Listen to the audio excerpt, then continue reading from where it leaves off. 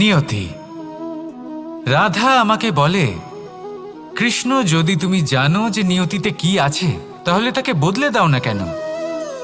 মহাদেব আমাকে বলেন যে শ্রীকৃষ্ণ, যদি আপনি এটা জানেন যে সাম্বের নিয়তি এটাই, তাহলে আপনি তাকে বদলানোর চেষ্টা কেন করেন? কেন?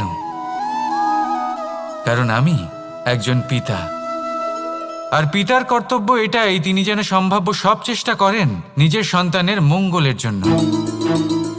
নিয়তি আমি জানি, কিন্তু এটাও আমি জানি যে কর্মের থেকে বড় আর কোনো নিয়তি হতে পারে না।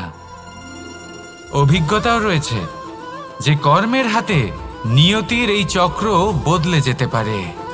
তাই জীবনে যদি আপনার কখনো এমন মনে হয় যে এটা তো অসম্ভব, তখনও চেষ্টা করা কখনোই ছাড়বেন না।